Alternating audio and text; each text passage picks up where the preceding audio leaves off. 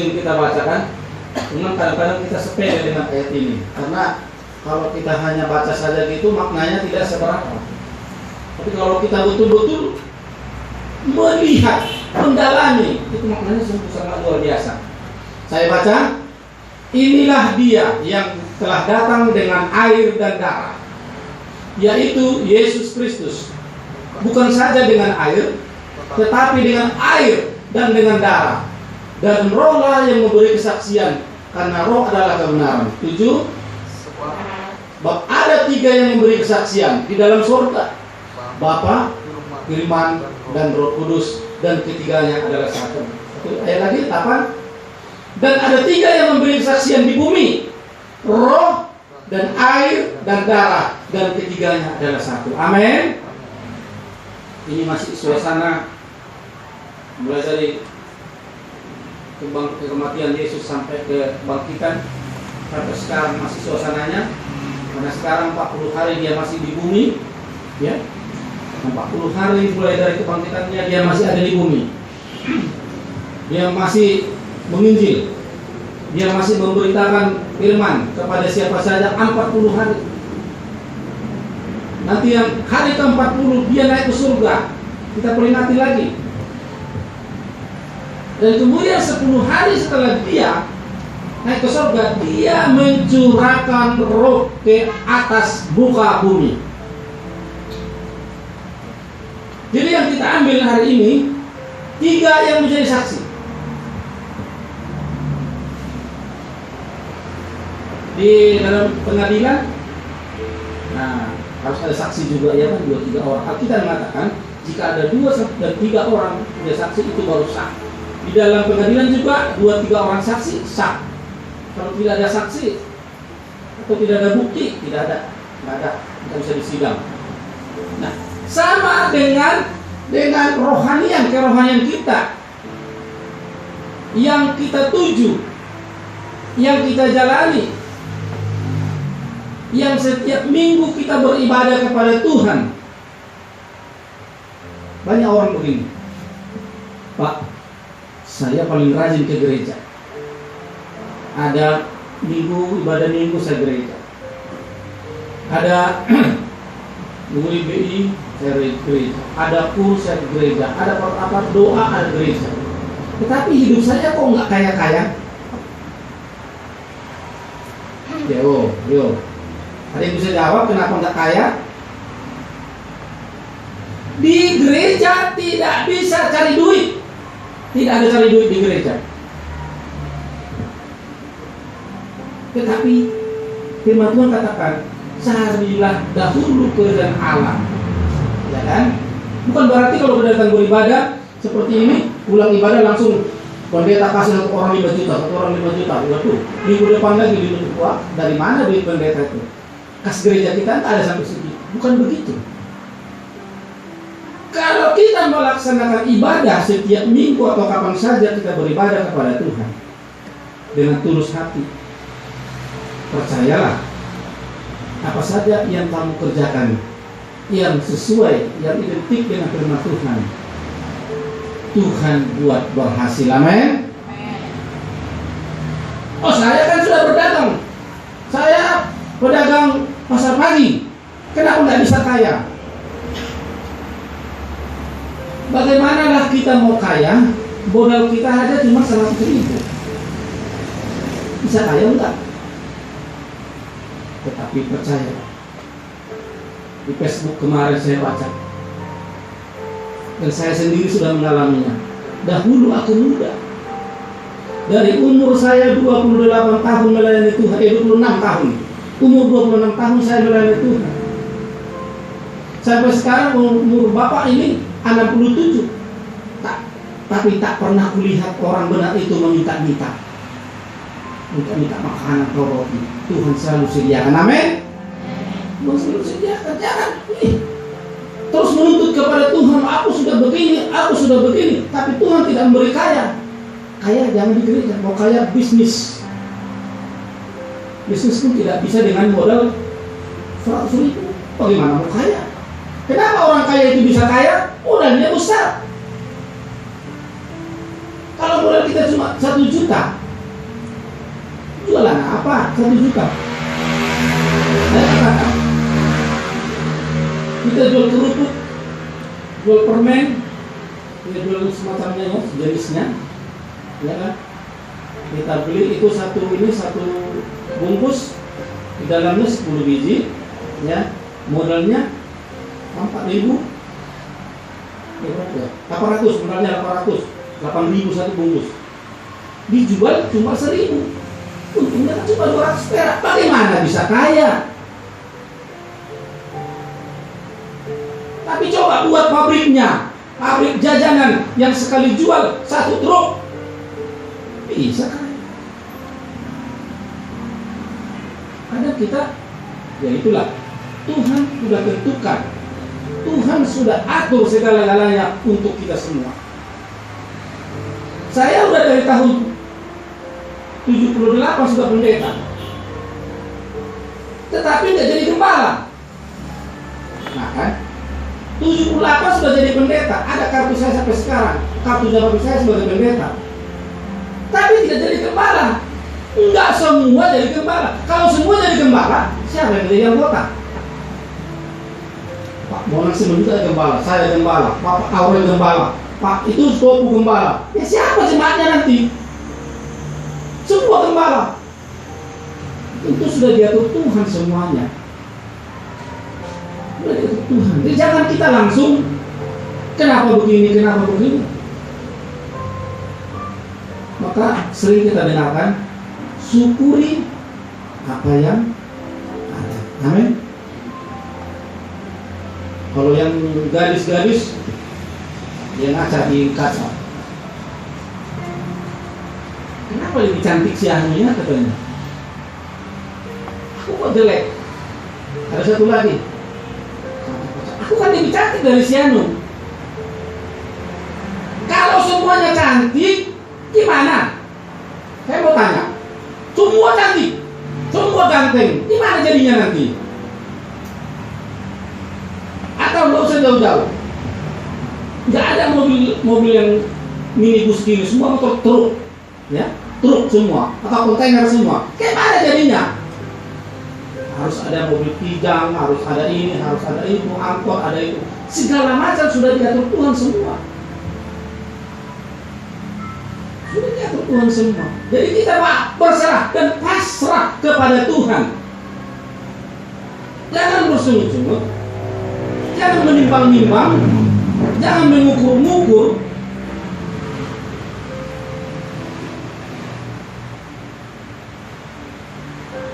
Kadang-kadang begini, banyak orang begini. Dia sengaja berdiri di samping kawannya karena dia tinggi, ya, kawannya pendek. Gini-gini dia agak, emangnya dia nggak ngomong, tapi gayanya dia kita tahu meremehkan yang lebih pendek. Ada banyak orang gitu, ada banyak.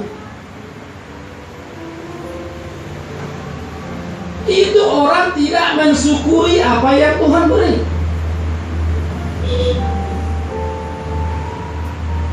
Kenapa orang yang cantik dan orang yang ganteng, kalau tidak dalam Tuhan, kenapa hidupnya kebanyakan jadi orang jahat? Banyak kan?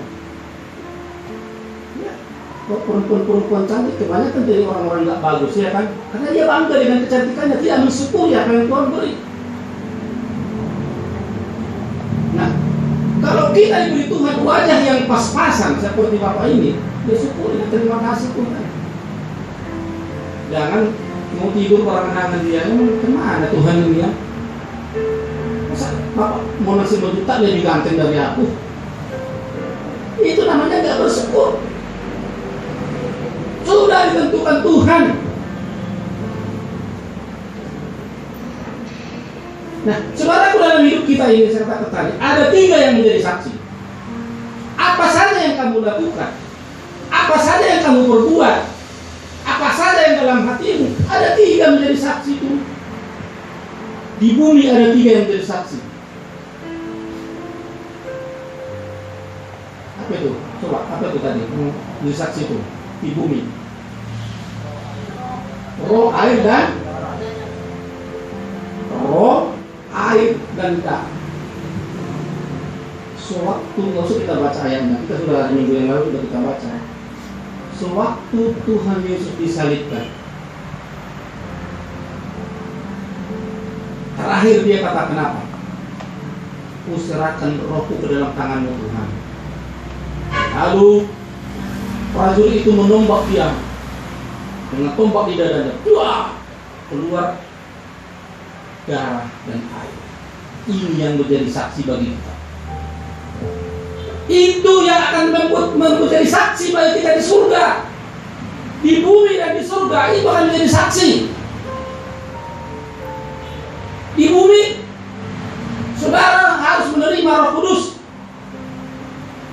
Terima Roh Kudus.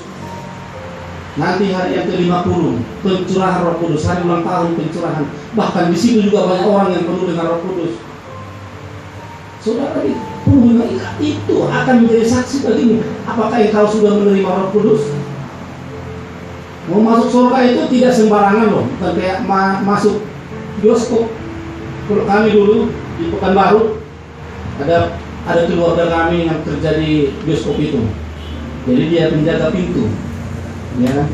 Nah, kalau udah jam 8 mau masuk bioskop, ya kami dulu samping dia berdiri gini, dia di sini menerima kartus, potong, kami di sini, baru kanannya gini sama kami. Berapa orang kami? 5. Dikasihnya sama kami potongan kartus itu. Nah, kami masuklah. Potongan kartus kami kasih sama dia karena dia menjaga pintu, gratis. Tanpa kartis, kan bisa masuk. Sekalipun itu famili, sekalipun itu keluarga, sekalipun dia warga negara. Mau masuk nonton bioskop, gak bisa kalau gak ada kartusnya. Sama dengan kita, tanpa ada saksi. Pertama tadi roh, ya. Yang kedua air. Itu apa itu? Baptisan. Apa semua boleh baptis? Siapa yang belum dibaptis? Tuh angkat tangan. Yang belum masih banyak. 1, 2, 3, 4. Masih banyak. 5. Tapi orang yang sudah mengerti firman. Kalau mengerti belum mengerti jangan dibaptis dulu ya. Harus mengerti dulu apa itu. Nah, inilah air yang membaptis kamu, itu akan menjadi saksi di surga. Tiketmu ke surga, tiket kita ke surga. Yang ketiga,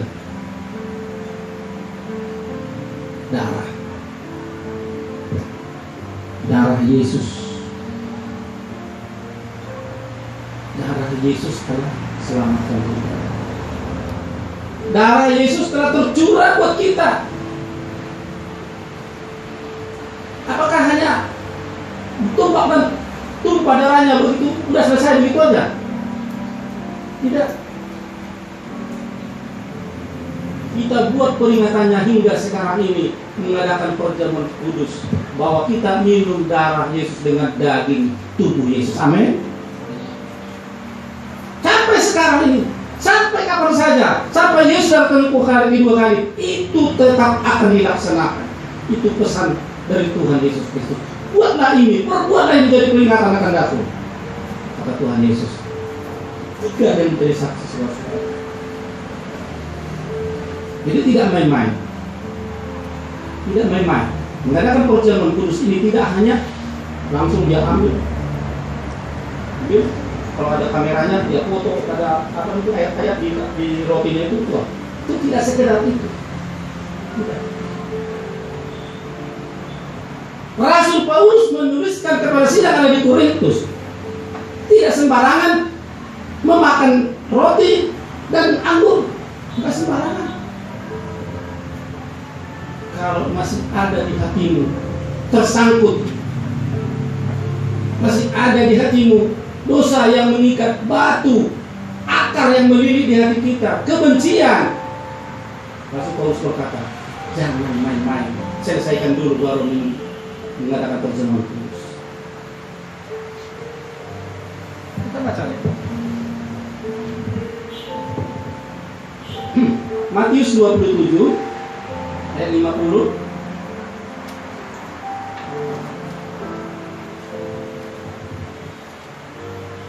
Ya.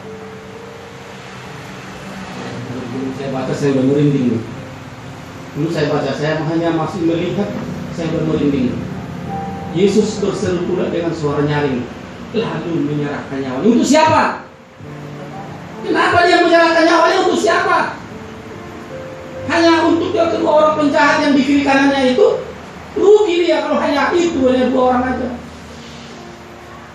Tapi dia serahkan nyawanya untuk kita, untuk saudara, untuk saya. Amin. Kalau kita lihat ada 3 salib, ya. Ada 3 salib, ya kan? Kenapa kalau yang sebenarnya ya, sekarang kita lihat salib itu sama bikin orang. Sebenarnya yang sering saya pelajari, salib yang di tengah itu lebih tinggi daripada yang 2. Kenapa? Di sini gambar bumi. Mulai dari sini salib, di sana gambar surga. Salib yang di tengah itu sampai dari bumi sampai ke surga, mempersatukan manusia dengan Allah. Amin. Tidak sembarangan. Kenapa salib yang 2 itu agak rendah? Karena mereka itu manusia biasa yang tidak bisa mempersatukan. Mereka sendiri perlu dipersatukan. 51.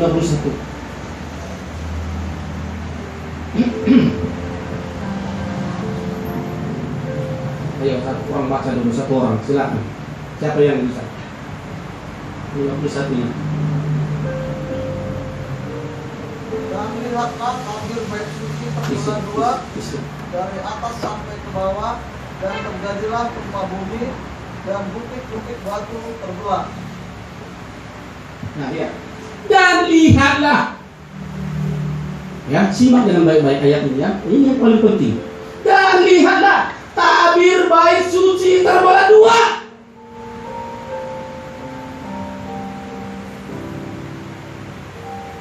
Saya sangat, kalau saya baca ini ayat, terharu. Saya sangat terharu membaca ayat ini. Bait suci ada 3 halaman. Halaman pertama, kedua ruang suci, yang ketiga ruang maha suci. Ini ada batas-batas. Di batas ada tirai pembatas, tidak boleh sembarang masuk. Dari halaman ke ruang suci ada tirai. Dari ruang suci ke ruang maha suci ada tirai. Tidak boleh sembarang masuk. Tetapi setelah Yesus menyerahkan nyawanya, lihatlah, tabir itu terbelah 2 dari bawah sampai, dari atas sampai ke bawah. Maknanya tidak ada lagi gap di antara kita. Tidak ada lagi batas di antara kita semenjak kematian Yesus. Tidak ada lagi gap di antara kita, antara satu dengan yang lain. Itu tidak ada. Orang yang membuat demikian berarti menyalibkan Yesus yang kedua kali. Mengerikan. Mengerikan ini. Setelah dia menyerahkan nyawanya, tabir bait suci, tirai bait suci itu dibelah-belah, terpisah, bebas masuk, mulai dari halaman sampai ke ruang maha suci. Tidak ada batas. Ini yang Tuhan inginkan kepada kita. Ini yang Tuhan mau kepada kita. Dia tersalib bukan main-main. Dia tersalib bukan hanya sekedar sebagai orang Kristen harus Yesusnya tersalib, bukan. Tapi dia tersalib merobek bait suci yang ada di hatimu. Batas yang kau berikan kepada temanmu, batas yang kau buat kepada saudaramu. Satu gereja, satu rumah, satu kampung, ada batasmu kepada mereka. Yesus tersalib, telah terobek, telah dikoyak. Mengerikan kan? Mengerikan. Firman Tuhan katakan, jika seseorang tidak percaya ini, masih ada tirai, masih ada batas, masih ada tabir antara dia dengan temannya. Dia telah menyalibkan Yesus yang kedua kali. Saya yakin sih tidak ada seperti itu.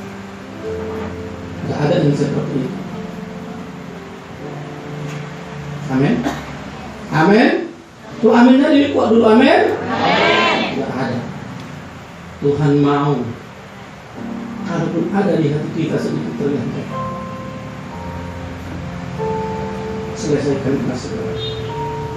Gereja kita belum setahun. Gereja kita masih muda, masih bayi, masih baby. Tidak perlu ada batas-batas, tidak perlu ada tabir-tabir, tidak perlu ada tirai yang menghalangi antara satu dengan yang lain. Ya.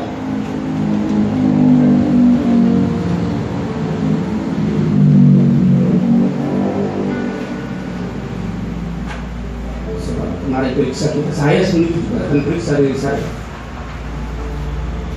Kepada siapa saya ingin ada sedikit kebencian? Kepada siapa saya membuat batas? Kepada siapa saya membuat tabir? Supaya jangan Yesus tersalib kedua kali.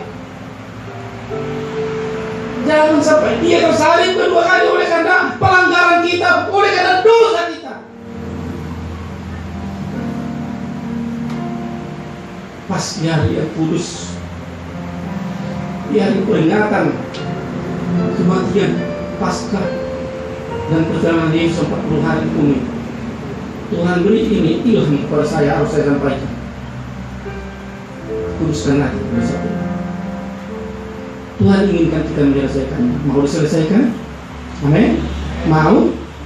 Kita anak Tuhan harus saling merendahkan. Untuk anak pujian dulu. Yesus bertanya kepada kita. Ya, singa mana singa tadi?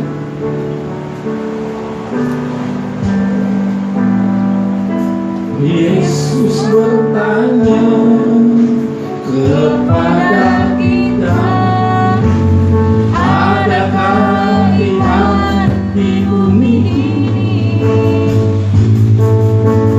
Bila Dia datang kedua kalinya untuk mengakhiri dunia,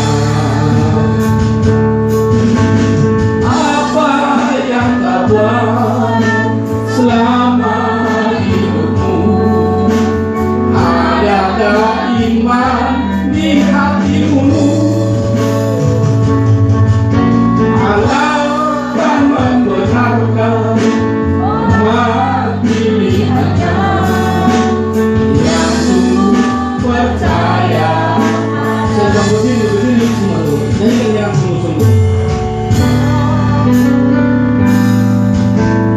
Yesus bertanya kepada saya, adakah iman di hatiku, bila Dia datang kedua kalinya untuk mengakhiri dunia, apa yang kau buat selama hidupmu? Adakah iman di hatiku?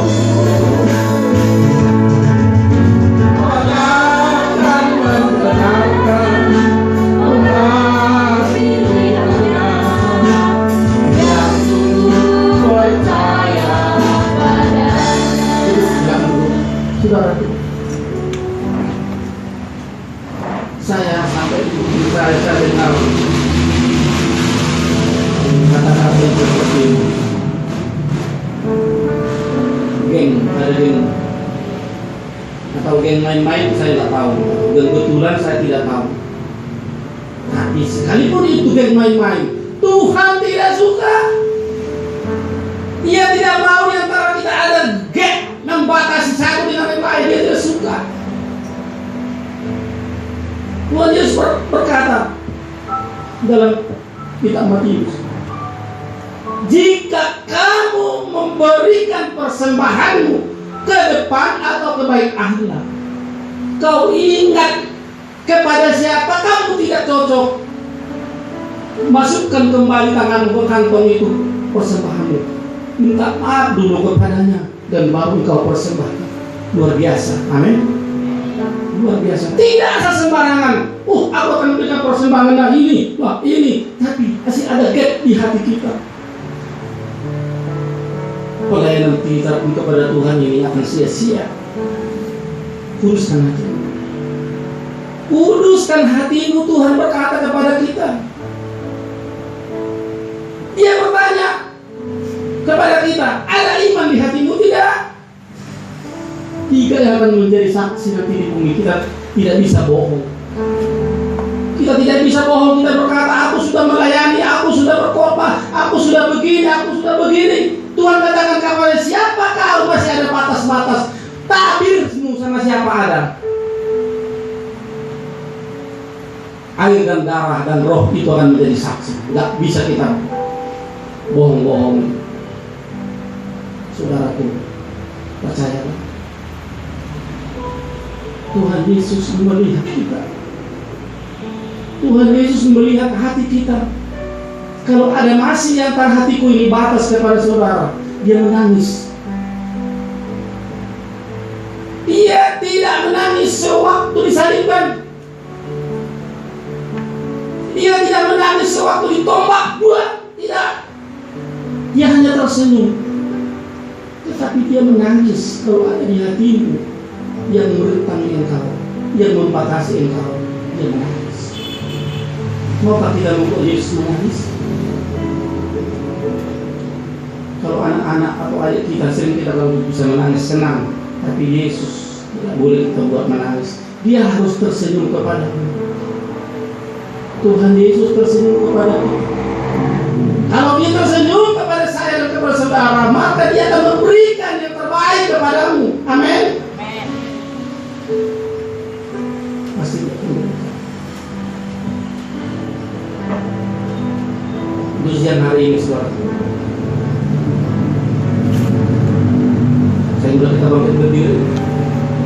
Kita mengakhiri, tapi kita akan selesaikan dengan Tuhan dulu. Siapa berdiri? Coba. Kita coba. Tunjukkan dulu ketulusanmu di hadapan Tuhan hari ini.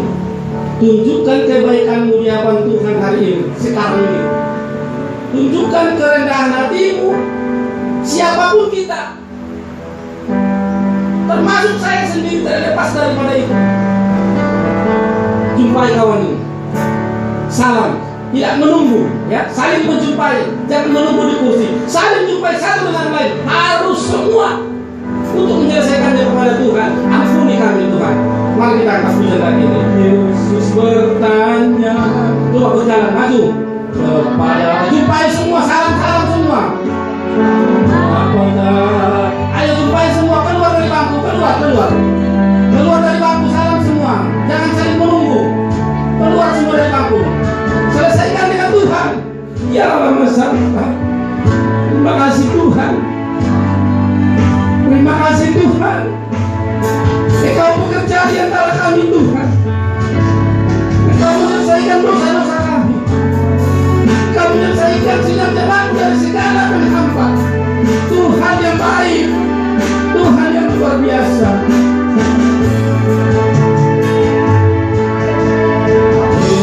Bertanya kepada kita, adakah iman di bumi ini? Sudah semua? Belum lagi? Ada yang belum? Semua salam. Siapa saja? Kepada kita, adakah? Iya. Puji Tuhan, haleluya.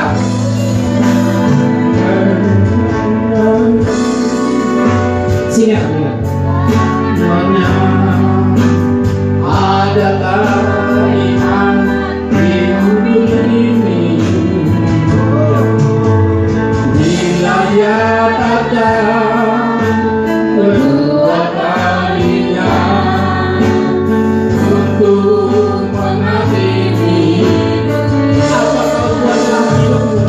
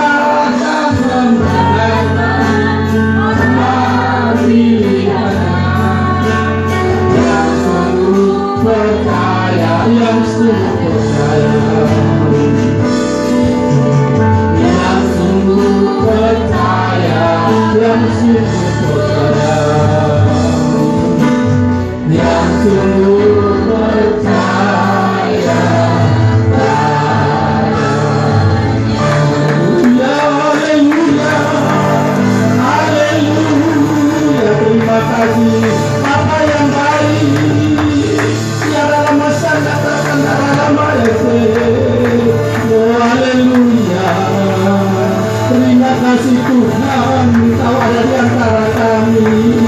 Haleluya. Terima kasih Tuhan. Kami bersuka cita Engkau menjamah hati kami Tuhan, memberikan yang terbaik bagi kami Bapa pada siang hari ini. Jurang-jurang pemisah Tuhan, gap-gap yang membatasi kami Tuhan, telah Engkau putuskan hari ini Tuhan, telah Engkau selesaikan Tuhan. Kami semua berdamai satu dengan yang lain. Terima kasih Tuhan, Engkau sungguh luar biasa. Sampai ke depan ini Tuhan, kami akan tetap berdamai sambil menunggu kedatangan Tuhan Yesus yang kedua kali Tuhan, dan akan menghakimi dunia. Tapi kami akan dibela oleh Roh Kudus, darah dan air, pembela kami yang setia. Terima kasih Tuhan. Terpuji nama-Mu Tuhan, dalam nama Tuhan Yesus Kristus kami berdoa bersyukur. Haleluya. Amin.